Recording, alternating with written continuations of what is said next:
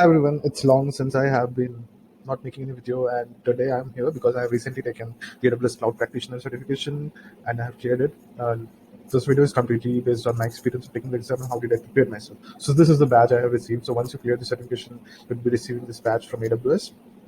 Now, first of all, let us address this question. Why should we take this AWS Cloud Practitioner certificate? So this is a basic, very foundational certificate. This in a way substantiate that you have a good grasp of AWS technology. You are a practitioner. You have idea of how different services of AWS could be leveraged to make an architect to host your, maybe hosting any website on AWS, or how to design your own network, how this pricing strategy works, what are regions, what are availability zones. So everything which are very foundational concepts of AWS. Anyone having this sort of idea, this sort of knowledge of AWS can clear AWS Cloud Practitioner certification. Moreover, AWS is a cloud leader, so having the certification in a way would be very beneficial and add value to your CV.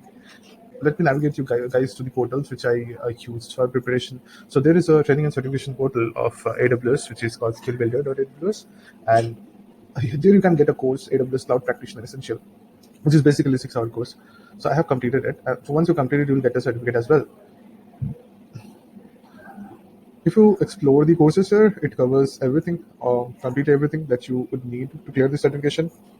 And after every session, after every chapter, you will basically find quizzes. These quizzes are not really very tough. Some are quite easy, some a bit complex. Okay, and very similar questions were there in the AWS Cloud Practitioner examination as well. And you get to clear this with a certain percentage. So every quiz that you take after end of every chapter will contribute to your score, and if you collectively score over 80%, then only you get to get this credential of clearing AWS Cloud Practitioner Essentials. So how can you get it? For this, I will be sharing the link in the description. The other way of getting this is just to search AWS Cloud Practitioner Essential Training. And once you get into this very first link, you can see this take the digital course option.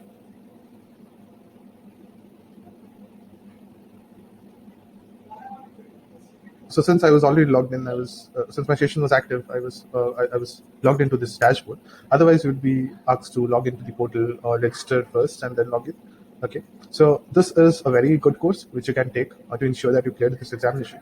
Along with it, some hands-on knowledge would be very essential, because there are certain use case-based problems which I couldn't have been in a situation to solve had I not been some idea about the actual implementation using AWS.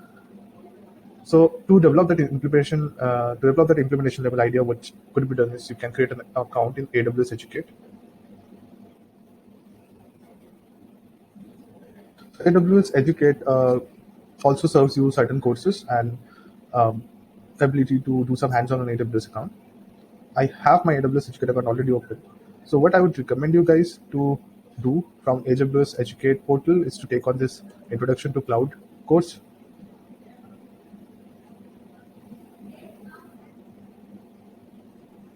So once we get into this Introduction to Cloud course, you can see different modules here.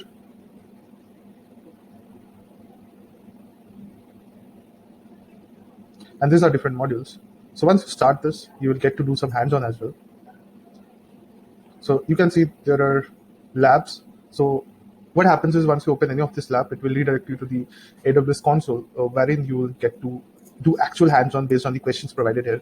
And once you complete those hands-on, then and only then you get this scores provided here. So maybe you are being tasked to create an S3 bucket, and then in that bucket, maybe you are asked to keep a specific website or any specific file. So once you do it, and once that is being done, abiding by the steps that are instructed here, then and only then you get the scores which are being specified, and you pass that lab. Accordingly, you have some really very interesting lab which will give you the privilege of doing some hands-on on AWS, even though you don't have any practical exposure. So this really helped me out. So this AWS essential training and this AWS Educate lab helped me out a lot. Along with it, you can take some other lab trainings in this AWS Educate portal. So once I was done with this AWS Cloud Essential training and with this Introduction to Cloud 101 lab, I took to certain freely available tests. So if you search with AWS Cloud Practitioner